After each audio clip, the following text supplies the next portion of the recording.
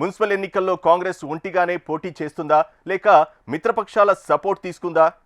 ఎన్నికల్లో మద్దతివ్వాలని కాంగ్రెస్ కోరినా అందుకు వామపక్షాలు జనసమితి పార్టీ రెడీగా ఉన్నాయా? గత అసెంబ్లీ ఎన్నికల టైంలో పొత్తు సందర్భంగా ఆయా పార్టీలకు ఇచ్చిన పదవీ హామీలను కాంగ్రెస్ నిలబెట్టుకుందా? ఏ పార్టీకి ఎన్నెన్ని పదవులు ఇచ్చారు? మున్సిపల్ ఎన్నికల నగారా మోగింది.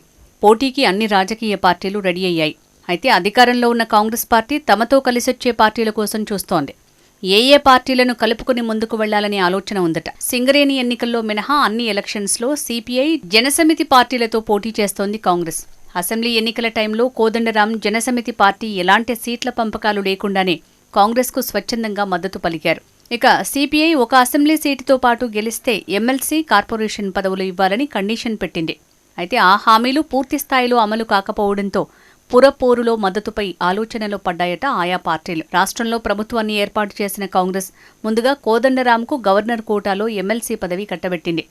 అనంతరం ఎమ్మెల్యేల కోటాలో సిపిఐకి మరో ఎమ్మెల్సీ పదవి ఇచ్చింది. అయితే కోదండరాంకు ఇచ్చిన ఎమ్మెల్సీ పోస్టు విషయంలో వివాదం తలెత్తి అది కోర్టు వరకు చేరటంతో పదవిపై సస్పెన్స్ నెలకొంది. దీంతో ఇప్పుడు కోదండరాంకు ప్రభుత్వంలో ఎలాంటి పదవి లేకుండా పోయింది. దాంతోపాటు నామినేటెడ్ పదవుల భర్తీ, కార్పొరేషన్ చైర్మన్ల నియామకంలోనూ తమకు అన్యాయం జరిగిందని జనసమితి నేతలు అసంతృప్తితో ఉన్నారు.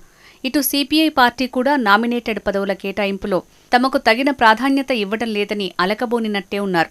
ఎన్నికల ముందు 2 పార్టీలకు 4 ఎమ్మెల్సీలు, 10 కార్పొరేషన్ చైర్మన్లు ఇస్తామని హామీ ఇచ్చారు.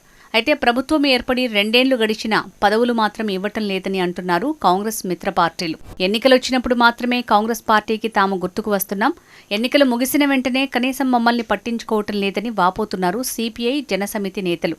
కార్పొరేషన్ చైర్మన్, ఇతర నామినేటెడ్ ప్రభుత్వ పదవుల భర్తీలో తమకు ఇచ్చిన హామీలను అమలు చేయాలని కోరుతున్నారు.